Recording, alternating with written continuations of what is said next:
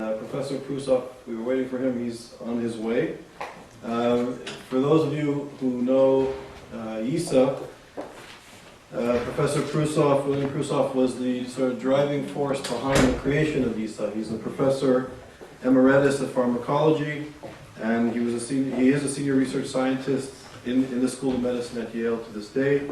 He came to Yale University in 1953 from Florida, and his great contributions in science and pharmacology was, this is an area that I know little about, but essentially he helped to create the first antiviral medications, and this had a positive and profound impact on the fight against HIV. Professor Prusov has been extraordinarily kind to ISA and has donated a lot of his energies and efforts and kindness to many other organizations around the world. So we're really honored for his participation in our center, and without him the whole project would never have gotten off the ground. So I hope he'll come. He's on his way. His son Alvin is here, and his wife is waiting outside for Professor Prusov, so I hope he'll come later. So this is a special occasion that we are really happy. We have warm feelings from it. I think people that know Professor Prusov really know he's not just somebody who gives to tzedakah or charity and kind of disappears, but he's an exemplary person that is very kind and humble, and he's known for this perhaps more than anything else. So we're proud to be connected to him. So each year we have special lectures in honor of Professor Prusov, and this year we're grateful and honored that Asher Susser is with us today. Professor Susser will be speaking, the title of his talk is Israel, Jordan, and Palestine, One State, Two States, or Three. Professor Susser teaches in the Department of Middle East and African History at Tel Aviv University. His area of specialization is in history and politics of particularly Jordan and the Palestinians, notions or issues of religion and the state in the Middle East, and Arab-Israeli issues. He was previously a senior fellow at the Myra and Robert Kraft Chair in Arab Politics at the Crown Center for Middle East Studies at Brandeis University. He was there in 2000-2008, and he's back there now. He's based there this year. He was the Director of External Affairs and Senior Research at the Moshe Dayan Center for Middle East and African Studies at Tel Aviv University, and was the former Director of the Center in the 80s, 90s, and from 2001 to 2007. He's been a Fulbright Fellow. He's been a visiting scholar at universities such as Cornell University and also the Washington Institute for Near East Policy. He was educated, he received his PhD in modern Middle Eastern history from Tel Aviv University, and has won awards and the like throughout his career. He's written and edited several books, including The Challenge to Cohesion of Arab States, which he edited in 2008, The Middle East, The Impact of Generational Change, Jordan, The Case Study of a Pivotal State, and this goes on and on in terms of his academic articles and writings. He's also widely published in the higher end of the international media and newspapers as well. So we're really honored, and it's a privilege to have you here with us today.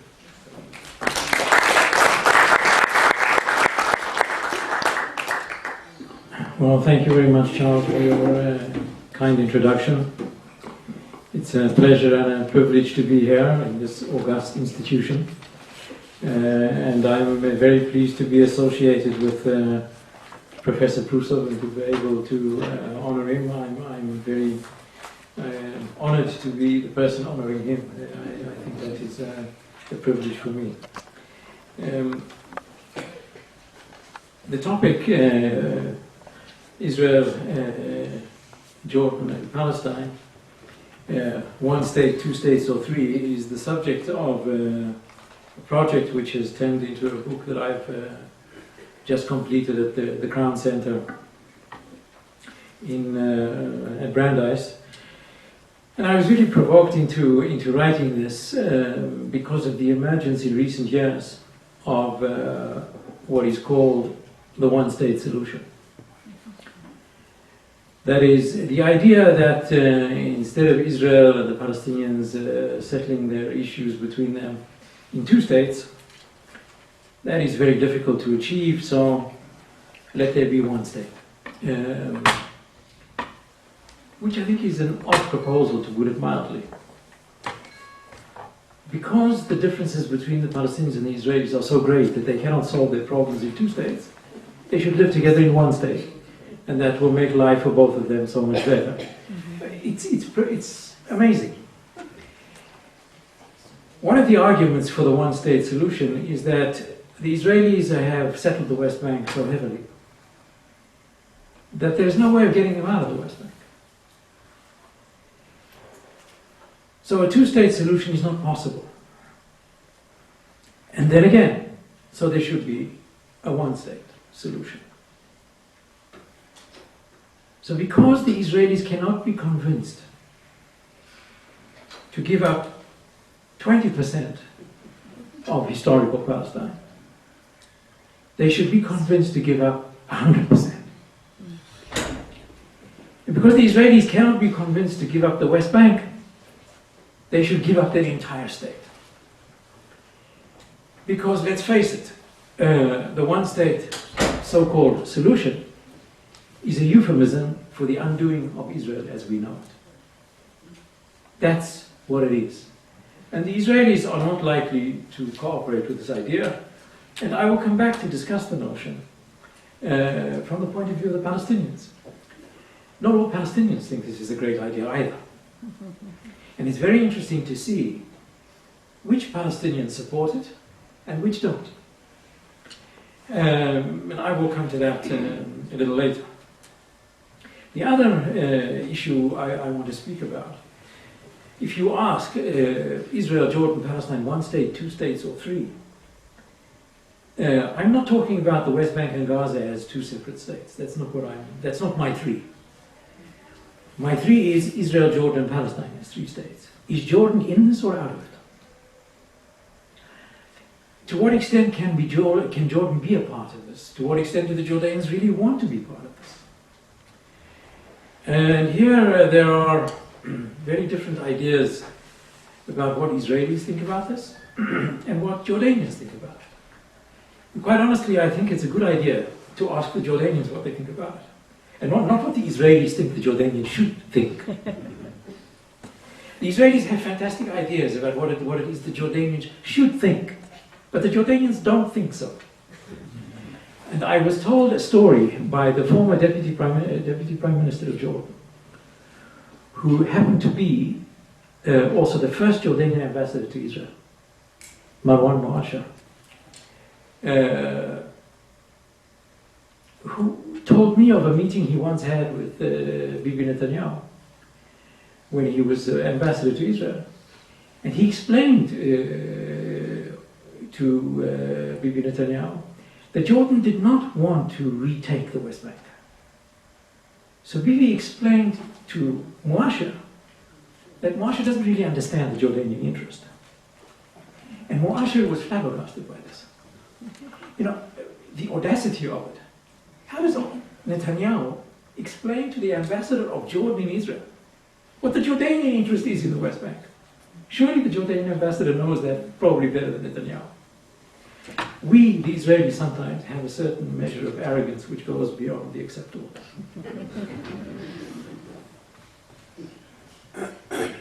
Where are we in this relationship in Israel, Jordan, and the Palestinians?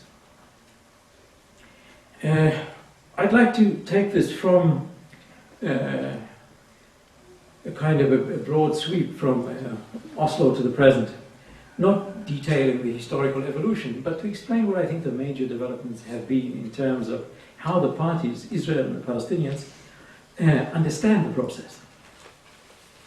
There is what I call the Oslo Dynamic.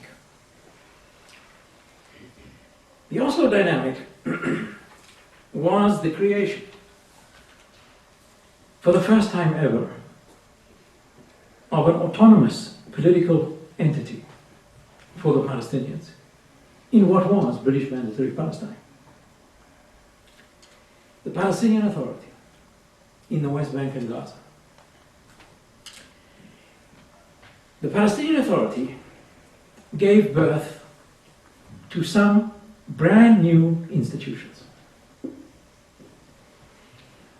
The Legislative Assembly of the Palestinian Authority, the President of the Palestinian Authority, both of which, the President and the Legislative Assembly, are elected by the people of the West Bank and Gaza. Not by all Palestinians. Only by the people of the West Bank and Gaza. Institutionally, this is a historical turning point. The PLO, with whom we negotiated before, represented all the Palestinians everywhere. And the PLO represented all of Palestine. The Palestinian Authority, created through the Oslo process, represents only the West Bank and Gaza. That, for Israel, is a very positive change. It reduces the question of Palestine to the West Bank and Gaza. From the Israeli point of view, this is far better than the question of Palestine relating to all of Palestine. Reducing the question of Palestine to the West Bank and Gaza is creating the foundations of the two-state solution. It makes a distinction between two sets of political issues. Israel and the Palestinians have two sets of problems. One I call the 1967 file, the other I call the 1948 file. There were two great wars that Israel has fought with the Arabs that shaped the issues that we presently negotiate with the Palestinians. The Six-Day War, the conquest of the West Bank and Gaza, as a result of which we have to negotiate the future of the settlements, what would be the border between Israel and some Palestinian state in the West Bank and Gaza, the future of Jerusalem, shall it remain united or divided? These are the 1967 issues. These are matters that relate to Israel's extent, to its size, but not to its being. This is the 1967 file. Then there is the 1948 file. Those issues that were created by the war in 1948. There are two of them. The refugee question, which we talk about all the time. Should the refugees from 1948 return to Israel proper or not? And of course, if they do, in large numbers, this will impinge upon the existence of the state of Israel. Not its size, but its being. Israel will not be the state of the Jewish people if hundreds of thousands or millions of Palestinian refugees return to Israel. The second 1948 question is the future status of the Palestinian minority in Israel itself. Not the Palestinians in the West Bank and Gaza, but that million or so Palestinians who live in Israel as Israeli citizens, who are somewhere around 20% of the population. In their mind, Israel cannot be the state of the Jewish people. Their argument is, if Israel defines itself as the state of the Jewish people, we as non-Jews are automatically excluded. Israel must redefine itself as the state of all its citizens. Now, Israel is the state of all its citizens, and these million Palestinians are citizens of Israel already. It's not as if Israel is a state in which only Jews are citizens. The Arabs are citizens too. Israel is the state of all its citizens, but they use this terminology as a means to undo the state of Israel as the state of the Jewish people. The state of all its citizens as an alternative formulation to Israel as the state of the Jewish people. So these both challenge, both of these 1948 issues, the refugee return and the status of the Arab minority in Israel, challenge Israel as the state of the Jewish people. They don't challenge Israel's size, whether we have the West Bank or don't have the West Bank. They challenge Israel's very being as the state of the Jews. So obviously, Israel is not keen to negotiate the 1948 file. One doesn't have to be a rocket scientist to work that one out. Israel is willing to negotiate the 1967 file, and even to make very far-reaching concessions on the 1967 file. But in the Israeli style of thinking, Israel can concede on much of 1967 in exchange for closure of the 1948 file. Israel will trade the 1967 issues for closure on 1948. That is how Israel thought the negotiation on the Oslo process should end.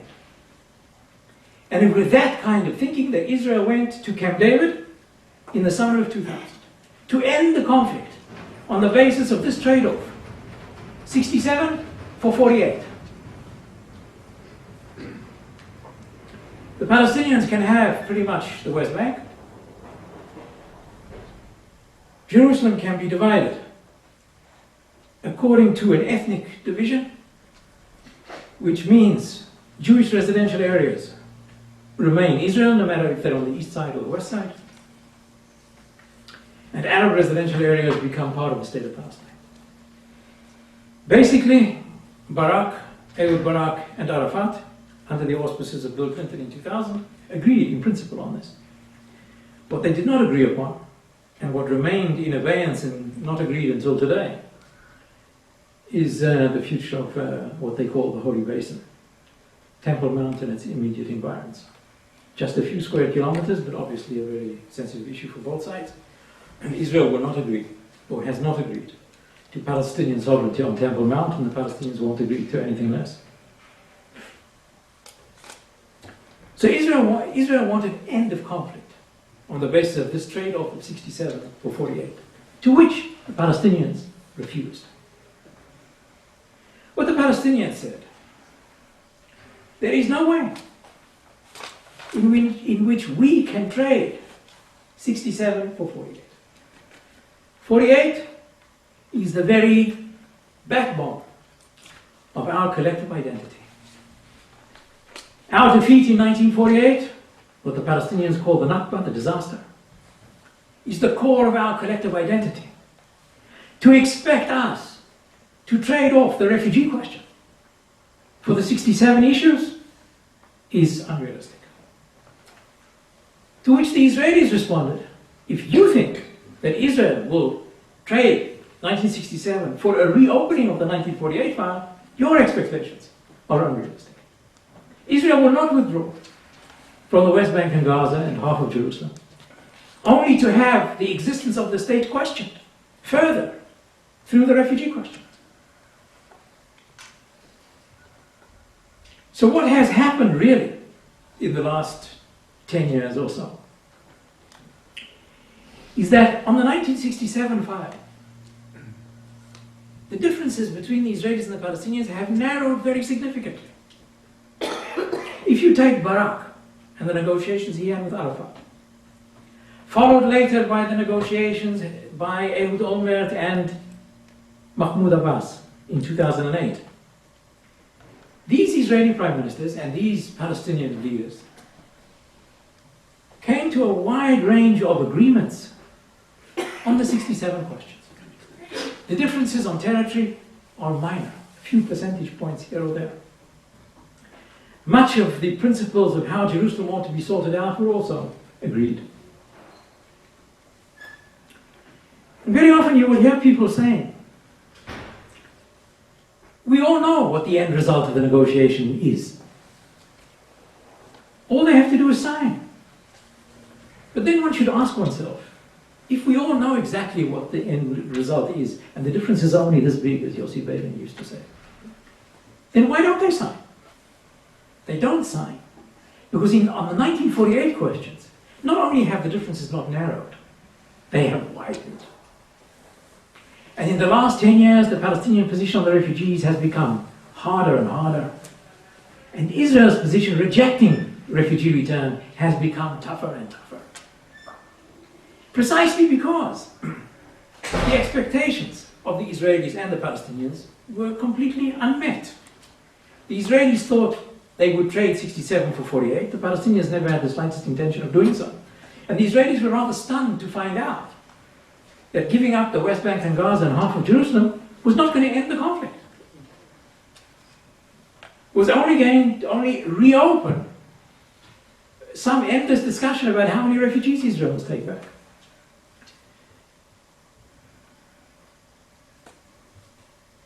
So we discovered in the year 2000, with the outbreak of the Second Intifada, and things have not changed dramatically since then, although with Olmert and Abu Mazen, the differences on the 67 file have narrowed even further. But the abyss on the 1948 question is as wide as ever. And now Israel, in order to counter the 1948 demands, Israel, as you must have noticed, has a new demand of the Palestinians. Israel demands of the Palestinians now to recognize Israel as a Jewish state. Israel did not ask for that 10 years ago. And Israel did not ask the Egyptians, for example, in the peace treaty, to recognize Israel as a Jewish state. Israel did not ask the Jordanians in their peace treaty to recognize Israel as a Jewish state either. Only do we ask this of the Palestinians.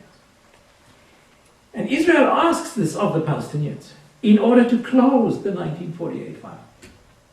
Because if they do recognize Israel as a Jewish state, refugee return to Israel is not possible. If Israel is a Jewish state, then the Palestinian refugees will return to the state of Palestine and not to the state of Israel. And if they recognize Israel as a Jewish state, then the Arab minority in Israel will have to recognize Israel as a Jewish state too. And precisely for these two reasons, the Palestinians totally reject the Israeli demand on the Jewish state. Because they say, if we accept Israel as a Jewish state, we are abandoning the refugees and we're abandoning the Palestinian minority in Israel.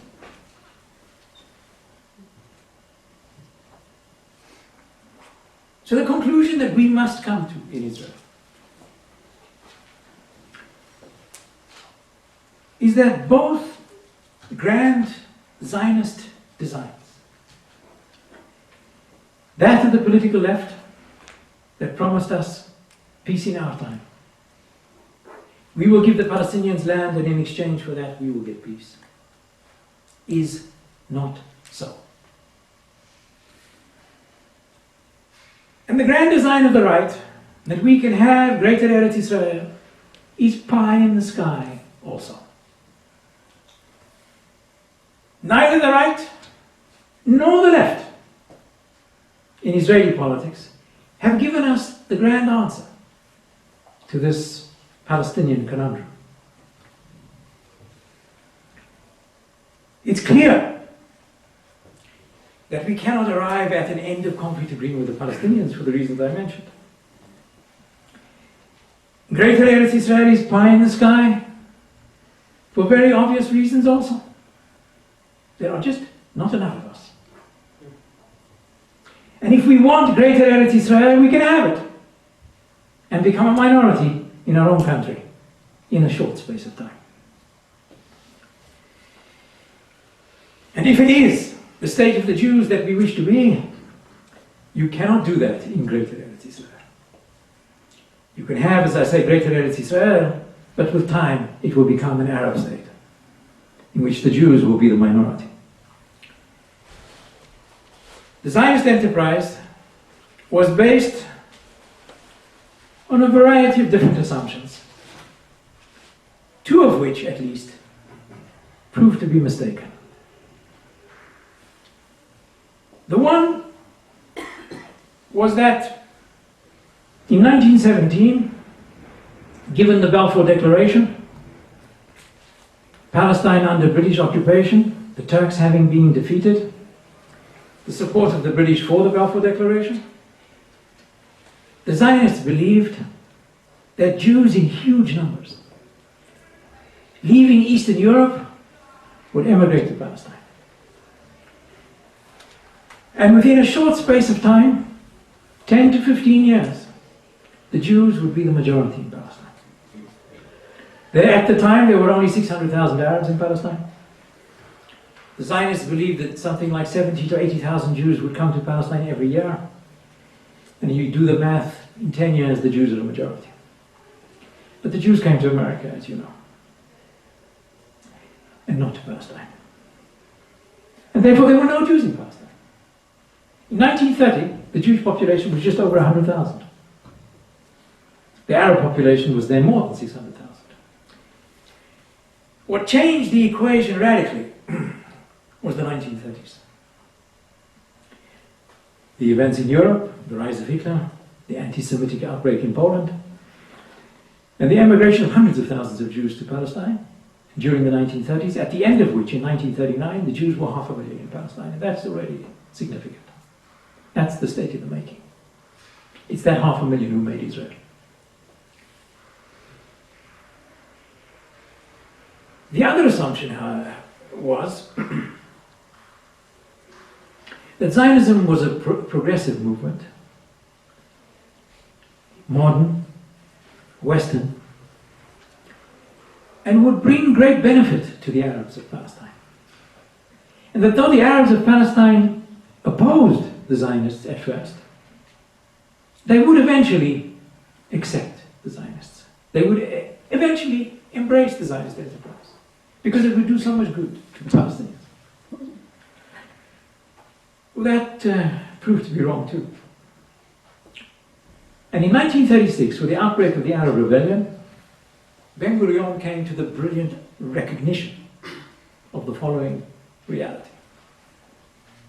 The Jews could not have all of Palestine, because there were not enough of them. And if they wanted a state, they must agree to partition. And because of the hostility of the Arabs, which the Arab Rebellion showed so clearly, the Jews must also prepare for war. They must agree to partition and prepare for war. And I would say, we're still there. We must agree to partition and prepare for the continuation of the conflict. We will not get peace for the partition. But if we allow the status quo to continue, we will be gravitating towards the one-state reality. I don't like the term one-state solution because I don't think it's a solution. But if we just let the status quo continue, it will be one state. And it will be one state under Israeli authority, as I say, with a Jewish minority ruling over an Arab majority. And then the Israelis will face the question from the Arabs, who will say, okay, you can have it all. Just let's have one man, one vote. And then it's the end of the story. Do we want to find ourselves fighting the South African game in 10 or 15 years' time? I'd rather not be there.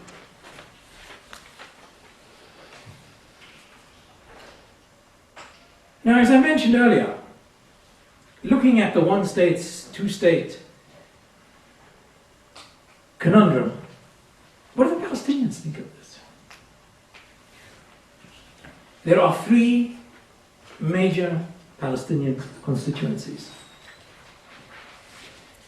There are the Palestinians in Israel, the Arab minority in Israel. Israelis have referred to them for very many years as the Israeli Arabs, but this is a term that the Arabs in Israel don't like and don't use themselves. We are not your Arabs, don't call us Israeli Arabs. We're Palestinians, and we are part and parcel of the Palestinian people. We can like that more or like it less, but that's their definition of themselves. So there is the Palestinian minority in Israel. There is the Palestinian population in the West Bank and Gaza as the second constituency. And the third constituency is the Palestinian diaspora. The refugees in the Arab countries, the diaspora out here in America, all those who live outside historical Palestine. Now, these three constituencies don't share the same views about the future. They have different interests. The diaspora Palestinians tend to be the most radical. Sometimes comparable to the diaspora Jews, also more radical than the Israelis. It's all very easy for the diaspora people to be radical. They don't have to do anything about it. They can just be radical. The poor guys in the trenches have to be, if radical, have to pay for it. So the radical diaspora of the Palestinians believes, are the major pushers these days of the one-state idea.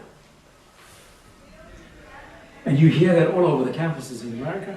I don't know whether on this one, but you certainly hear it in many campuses from UCLA to BU and Boston University and UMass, and Boston's very, very prominent in this particular, I would say, evolution, where Palestinians and their supporters are very active in the promotion of the one-state idea. Then you have the Palestinian minority in Israel. Amongst the intelligentsia, there is a considerable support also for the one-state idea.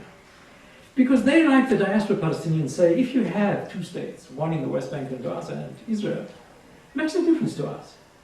We in the diaspora and we the Arabs in Israel, it doesn't change our situation. A two-state solution is meaningless to the diaspora and to the Arabs in Israel. And therefore, amongst them, you find the least support for it. But the converse is true of the Palestinians in the West Bank and Gaza. There you find the highest level of support for the two-state solution.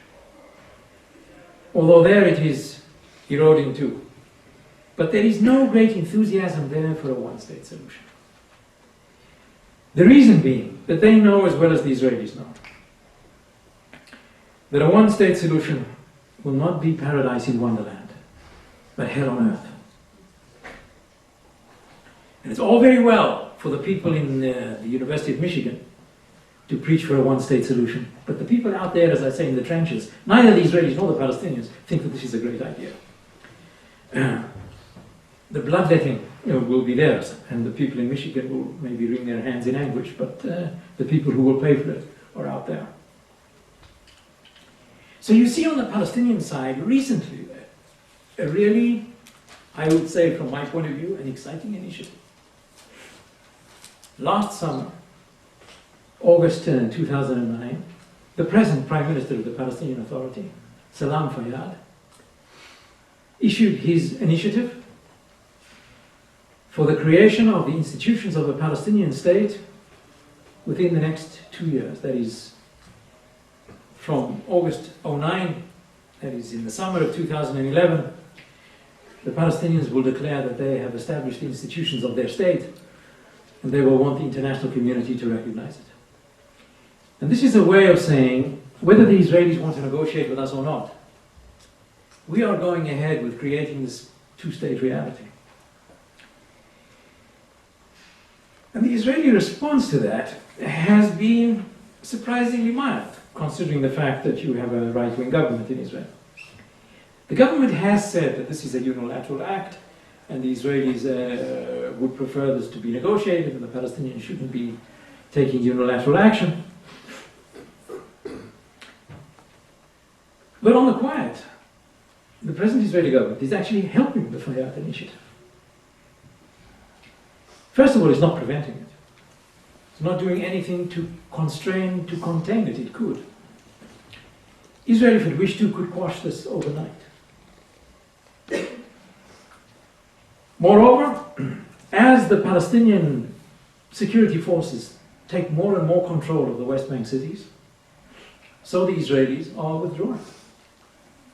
So the Israelis are removing checkpoints and roadblocks all over the West Bank, as a result of which the West Bank economy is now flourishing like it hasn't for years. The West Bank economy grew last year by 7 to 11%, depends who you ask. And even if it is only 7, or if it is as high as 11, that's phenomenal, considering what the rest of the world is doing economically.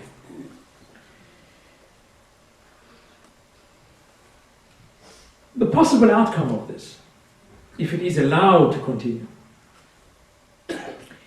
is the creation of a two-state reality in a situation of less than full peace.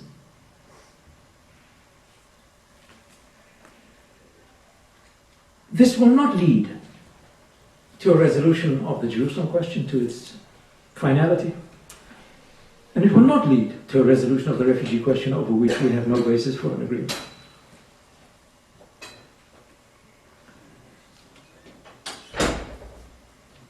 Jerusalem and refugees will probably be left in abeyance for some time. But this could be a two-state reality with less than full peace. This is not the end of the conflict. But it could develop into something like a grand armistice, the likes of which we had with the Arab states in the aftermath of our War of Independence in 1948. We did not sign peace treaties with the Arabs, as you remember. We signed armistice agreements with all the Arab states. Armistice in Arabic is hudna. Now even Hamas talks of a hudna with Israel. So would Hamas acquiesce in this kind of armistice? It might. It would not be party to the negotiation, or it would not be party to this evolution of a Palestinian state. After all, Salam Fayyad operates in the West Bank and with no cooperation with Hamas. But Hamas might acquiesce for lack of any better choice. It will be difficult for them to prevent it. And if they want to prevent it, they will have to go to war with Israel, which may have very, very severe consequences for them, as they must have learned from last year's experience.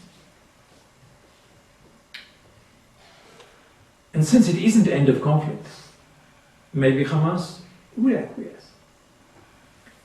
And you would have a kind of two-state reality with a grand ceasefire or armistice, and the tough questions of Jerusalem and refugees would be left in abeyance for some time later.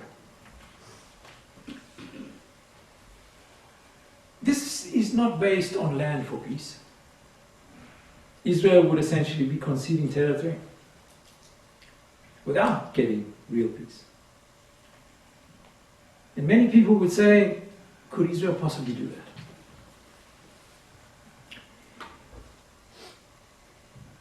I think a lot of people would argue, maybe most people would argue, that this is not a logical thing to do. You don't trade assets for nothing. But the question that one may ask about that is, then you have to believe that the West Bank and Gaza really are assets. I would argue that they have long ceased to be. And they are now an albatross around our necks, and they are a liability. Now one can of course speak about our historical rights, and I wouldn't doubt that for a moment. I've made my life in Israel, and all my life has been in Israel. I wouldn't think of it being anywhere else. I fought in all of Israel's wars since 1967, until I was too old to do it. And I was thrown out of the army in 1987, out of the reserves. But I even participated in the first Intifada. So I've been around in the trenches for a while.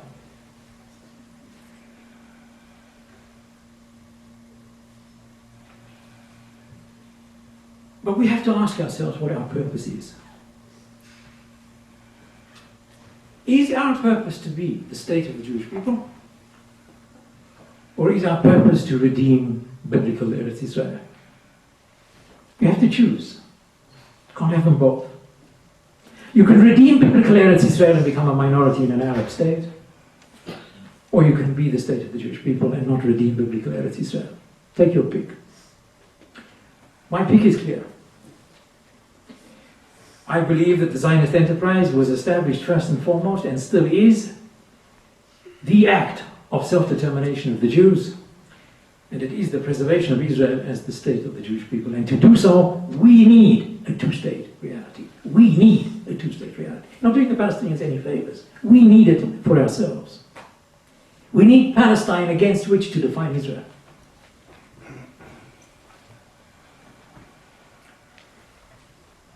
How do you preserve the peace if you have no agreement with the other side?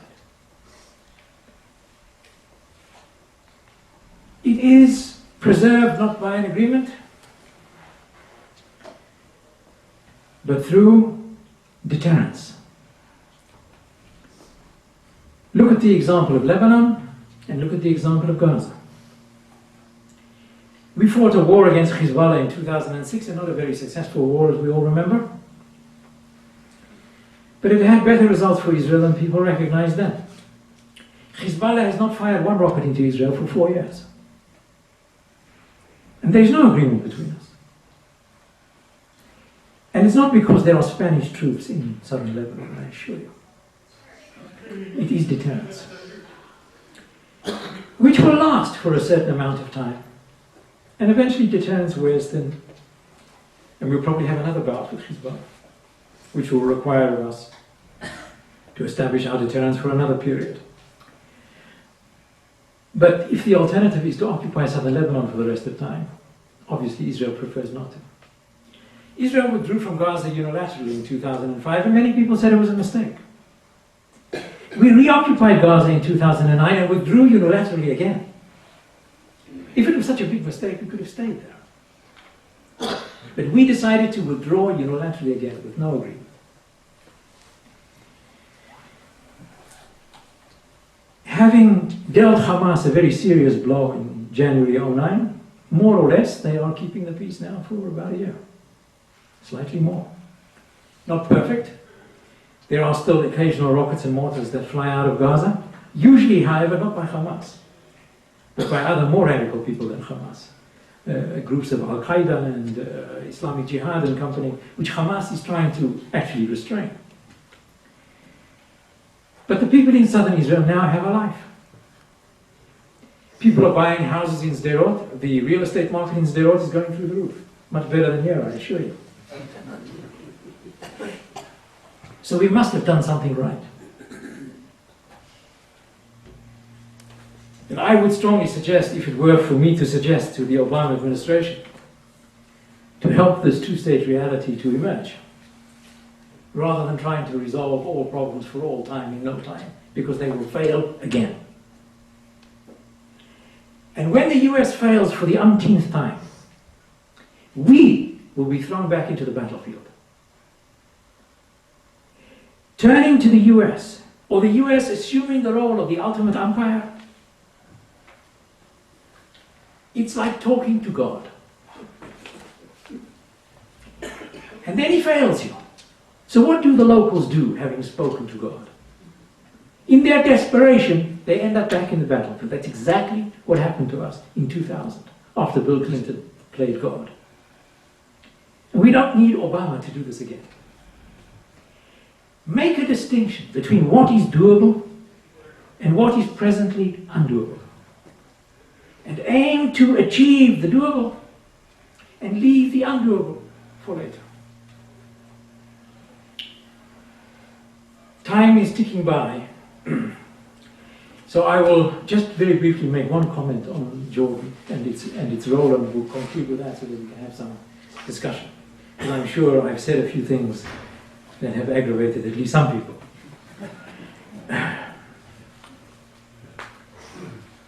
Those who think that because the Palestinians are not doing too well in state making, that we can invite the Jordanians to take over the West Bank and they will do so on our behalf, are completely mistaken. The Jordanians don't have the slightest intention of doing so. It is for them to be co-occupiers with the Israelis, or simply to replace the Israeli occupation. The Jordanians, as you know, have a huge Palestinian population in Jordan itself. About half the population. Not 70 to 80% as people like to imagine. But about half, maybe slightly more than half. For Jordan to absorb the West Bank as well undoes the Jordanian state as a state of the Jordanian people. The Jordanian political elite doesn't have the slightest intention of handing themselves over to a two-thirds Palestinian majority. So the expectation that the Jordanians will just walk in and pull the chestnuts out of the fire for Israel or for the US or for anybody else is completely unrealistic. And the Egyptians won't do it in Gaza either. So this is just wishful thinking. But in the long run, if a binational state between Israelis and Palestinians is not a realistic solution. A Jordanian-Palestinian confederation in the long run is a realistic option.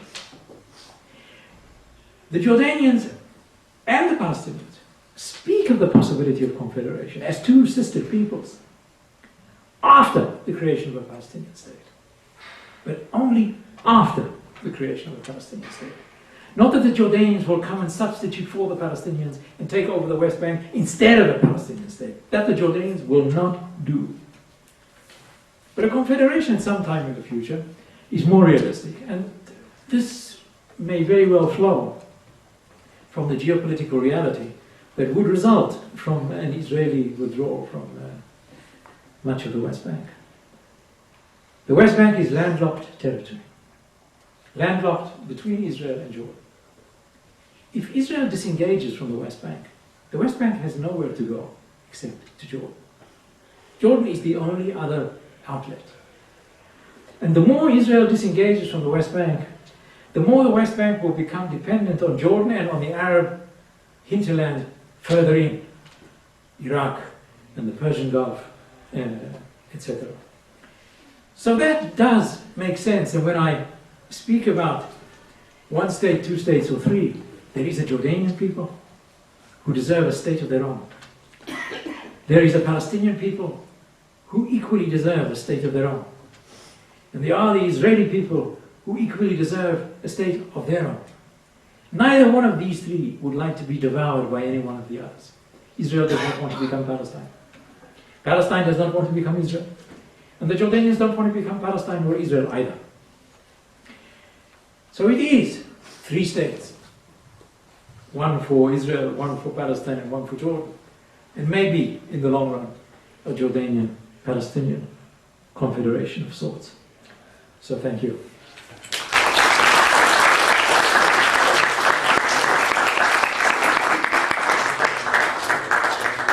Thank you very much, Professor Susser. And we have time for a Q&A. And I'd like to take the prerogative and start off.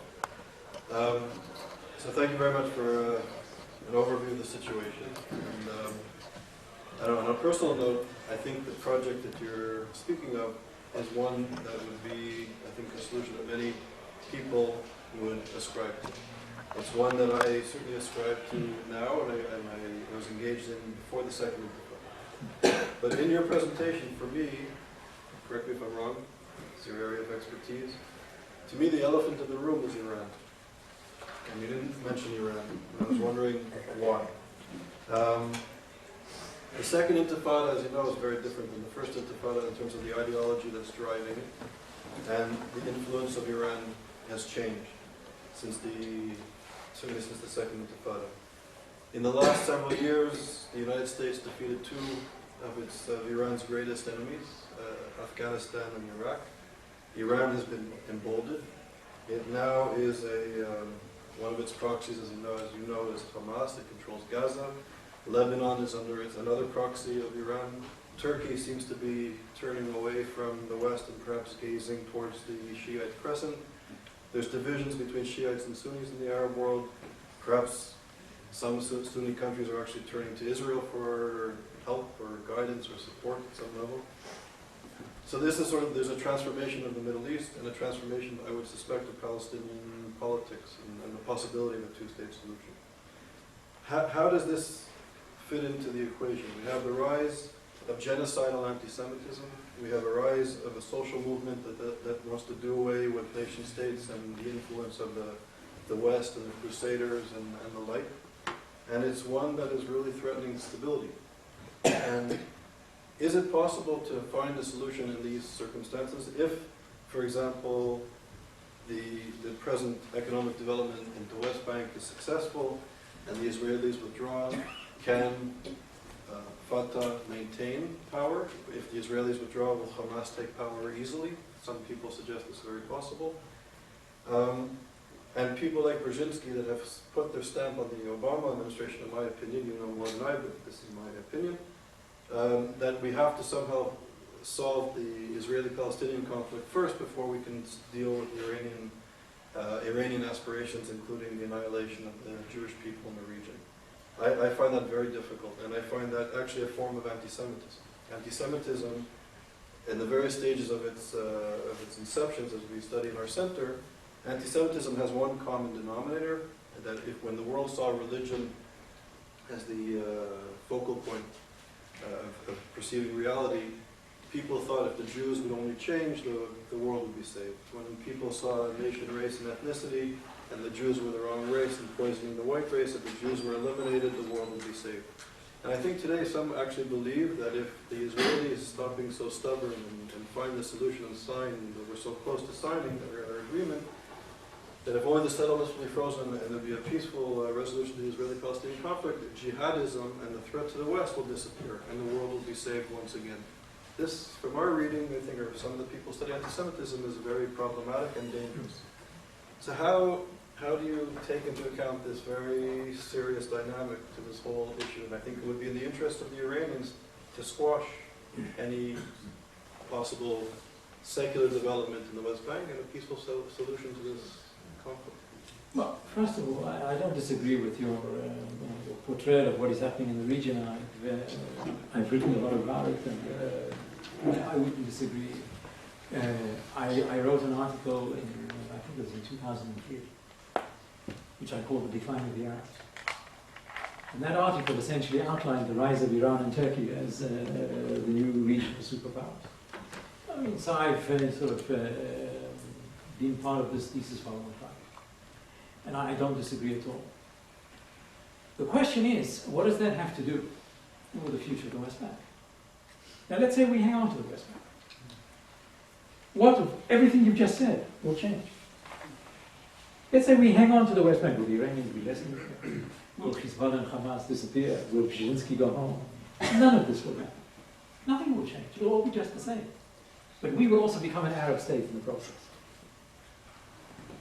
And I see absolutely no reason that will drive me to support the idea of putting Israel in the position where we lose the Jewish majority. Now, Iran, whether we have the West Bank or not, is a problem for us that we will have to deal with one way or another. But I will quote a good authority on this issue. Ehud Barak, Israel's Minister of Defense, was in Washington in February 2010. And Ehud Barak gave a lecture at the Washington Institute. And Ehud Barak started off by saying that the number one strategic threat to Israel is the fact that we do not have a border with the West Bank. He didn't put Iran first. He spoke of Iran later. He said the number one threat to Israel's existence is the fact that we have no border with the West Bank. And I would agree with him. And you can rest assured that Barak understands the strategic implications of Iran and its surrogate players, etc., very well. So I simply don't see this is one basket of issues. Iran and the regional changes are very serious problems that Israel has to deal with. But hanging on to the West Bank doesn't help me solve that problem. Now, taking over the West Bank by a Palestinian state of sorts is not a solution. I did not mention the word solution once. Now I'm going to fall. I don't think it is a solution. All I'm saying is it's a way of preserving the two-state reality. Not preserving the two-state reality will have us slide down the slippery slope into a one-state reality where we will be the big losers. And we won't be able to turn the clock back. We should not arrive at that point, irrespective of Iran or Hezbollah, which are other issues that we have to deal with other means and have to do with other things. The West Bank exposes one of the greatest weaknesses of the whole Zionist enterprise. The fact that there are only 5-point-something million of us. And that's not going to change very dramatically, unless all of you come to Israel next week, which I don't think is going to happen. Somehow, I don't think so. We have this problem. And we have to face it now. We should have faced it 10 years ago. We're already dealing with this a lot too late. And Iran and Turkey have their place, but it's not in this equation. It is in another equation. And if we hang on to the West Bank because we say, well, maybe Hamas will take over and maybe Iran will influence Hamas, what we are doing is jeopardizing the existence of Israel as the state of the Jews. And I think there is no reason that should make us do that. Because then we are undercutting our very raison d'etre. And I keep on saying when I have these discussions that we must always bear in mind what our number one priority is. And in my mind, the number one priority of the Jewish people is the preservation of Israel as the state of the Jewish people. Not the defeat of terrorism and not the defeat of Iran. And nothing is more important than the preservation of Israel as the state of the Jewish people. Everything is subordinate to that. We may remain in the West Bank and in Gaza and be more secure. But we will also become an Arab state in the end. So what's in it for us? Is that more secure? That was the whole fight about Gaza. And Arik Sharon, as I'm sure you know, was not exactly naive. He may have been many things, but naive he wasn't. And Arik Sharon saw the light a little late in his life, but saw it.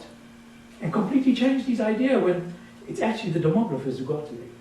And put the numbers on the table. And Arik changed his whole way of thinking.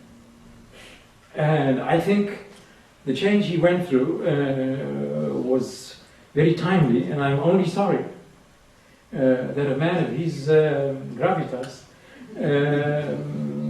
didn't remain healthy enough to get us through the second phase, which would have been dealing with the West Bank. Thank you. You know, my claim to fame is that you were my camp counselor when I was 13.